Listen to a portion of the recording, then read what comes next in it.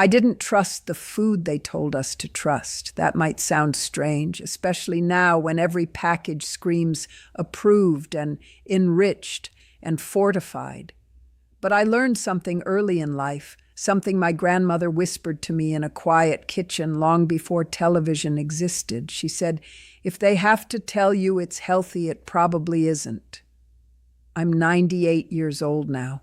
My joints still bend. My skin is thin, yes, but not ruined. My digestion works. My mind is clear. And when doctors look at my charts, they pause. They ask about my genes, my exercise, my sleep. But they never ask about what I didn't eat. Because that's the part no one talks about. I grew up in a time when food didn't come with labels. We ate what grew nearby, what our mothers cooked, what had been eaten for hundreds of years before us. There were no nutrition campaigns, no food pyramids, no government agencies approving breakfast, and we were fine. It wasn't until I was older, maybe in my 30s, that I started seeing the new foods appear, bright packaging, bold claims, doctors on the radio saying, "This is what you should eat now." And I watched my neighbors change. They trusted it.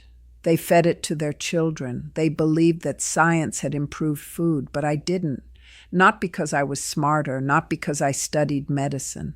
I just remembered what my body felt like when I ate the old way. And I remembered what my grandmother said, food that needs a commercial is not food. So I avoided 10 things, not because I read it in a book, not because someone on the internet told me to. I avoided them because I watched what happened to people who didn't. The first thing I stopped eating was margarine. They called it better than butter. Doctors said it would protect our hearts. The government put it in schools. It was cheaper, cleaner, scientifically designed. But my grandmother had used butter her entire life. She lived to 94. Her hands never shook. Her heart never failed her. I spread margarine on bread once, maybe twice. It tasted like nothing. It felt like oil that had been punished into solid form. So I went back to butter, real butter, from cream, the way it had always been made. Years later, I read that margarine was full of something called trans fats, that it damaged arteries, that the very thing they said would save our hearts was quietly killing them. I didn't feel smart. I just felt sad, because by then millions of people had believed the lie. The second thing I avoided was vegetable oil. They told us it was heart healthy. They said animal fats were dangerous, that we should cook everything in corn oil, soybean oil, canola oil. It came in big plastic bottles. It was clear, flavorless, industrial. But I had grown up with lard, with tallow, with butter and ghee. Those fats tasted like something. They didn't smoke and sputter in the pan. They didn't leave a chemical film on your tongue. So I kept cooking the old way. I used the fats our ancestors had used, and my body never punished me for it. Decades later, scientists started talking about inflammation, about omega-6 fats, about how these oils, made in factories, heated and bleached and deodorized, were causing silent damage inside our cells. I didn't need the science. I had already known. My body had told me. The third thing was breakfast cereal, golden boxes, cartoon mascots, fortified with vitamins, approved by doctors, fast, easy, modern. Every grocery store aisle was full of it. But it was just sugar and flour, crushed and toasted and sold as fuel. I watched children eat it every morning, then crash by lunch. I watched adults grow heavy, sluggish, sick. I ate eggs. I ate porridge made from whole oats, soaked overnight. I ate bread my mother baked, boring maybe, but my energy lasted. My blood didn't spike and fall. I didn't crave sugar by mid-morning. They called cereal part of a complete breakfast, but it wasn't. It was part of a commercial.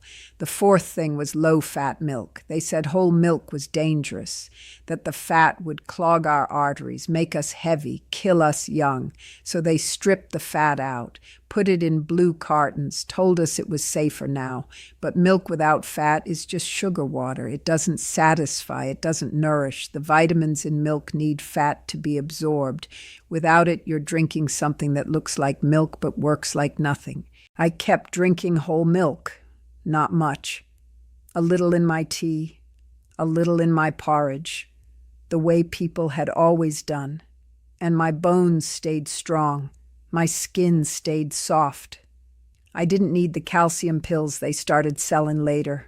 The fifth thing was diet soda. When it first appeared, people called it a miracle. All the sweetness, none of the sugar. You could drink it all day and stay thin, but I tasted it once. It burned my throat. It tasted like metal and regret. I didn't trust anything that sweet that had no sugar. Sweetness means energy. If there's no energy, what is your body tasting? I watched people drink it for years. They didn't lose weight. They got hungrier. Their bodies didn't understand what was happening. The sweetness promised fuel, but no fuel came. Later, they found that artificial sweeteners confused the brain, that they made people crave more, that the chemicals passed through the body but left damage behind. I didn't need studies. I had already walked away.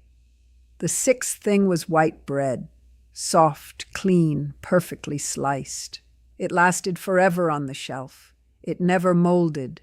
It was called enriched, as if something had been added. But enrichment is what you do after you've stolen something. They stripped the grain, removed the fiber, the oils, the life. Then they added back a few vitamins and called it improved. I ate bread made from whole grain, ground close to baking. It went stale in 2 days. It was dense, hearty, real, and my digestion never failed me. I never needed fiber pills. I never felt bloated or slow. White bread was convenient. But convenience is not the same as nourishment. The seventh thing was fruit juice. They put it in children's lunch boxes. They called it healthy. They said it was the same as eating fruit. But it's not. Juice is sugar water with a vitamin or two. The fiber is gone. The pulp is gone. What's left is a flood of fructose that hits your liver like a wave. I ate fruit, whole, raw, unprocessed, an apple, an orange, a handful of berries. It took time to chew. It filled me up. My body knew what to do with it. Juice was fast. Fruit was slow. I chose slow. The eighth thing was margarine-based spreads labeled heart healthy. Yes, margarine again, but this time they dressed it up. They added plant sterols. They stamped it with heart logos. They put doctors in the commercials. It was still industrial fat, still made in a lab, still trying to mimic something that didn't need mimicking. I stayed with butter. I stayed with olive oil. I stayed with foods that didn't need a health claim. The ninth thing was instant oatmeal, little packets. Just add water, fortified, convenient, flavored with apples, cinnamon, sugar. But oats should take time. They should be soaked, simmered, softened. Instant oats are pulverized, pre-cooked, turned into dust, and they're loaded with sugar to make up for the fact that they taste like nothing. I made my porridge the slow way. I soaked it overnight. I cooked it gently in the morning. It tasted like grain, not cardboard, and it kept me full. It didn't spike my blood. It didn't leave me shaking an hour later.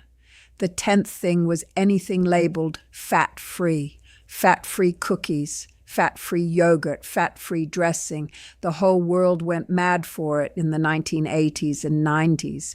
But when you take fat out, you have to put something back, usually sugar, usually chemicals, usually something that makes the product taste like food even though it no longer is. I didn't eat fat-free anything. I ate full-fat yogurt. I used olive oil. I spread real butter. And my body stayed lean. My skin stayed healthy. My brain stayed sharp. Because fat is not the enemy, factory food is. I didn't avoid these 10 things because I was afraid. I avoided them because I had something better. I had the memory of real food. I had the taste of butter on warm bread. I had the satisfaction of a meal that didn't need a label to prove its worth, and my body rewarded me. I aged, yes, but I aged without breaking. My joints wore down, but they didn't freeze. My skin wrinkled, but it didn't crack. My digestion slowed, but it never failed. The people around me, the ones who trusted the new foods, the healthy foods, the approved foods, they didn't age the same way. They got sick younger. They needed more pills. They spent their final years managing diseases that didn't exist in my grandmother's time, and I don't think that's an accident. I think we were sold a lie. A slow, profitable, well-marketed lie. They told us food could be improved, that nature had made mistakes, that science could do better. But the body doesn't believe commercials. It believes what it recognizes, and when you feed it things it doesn't recognize, it suffers quietly.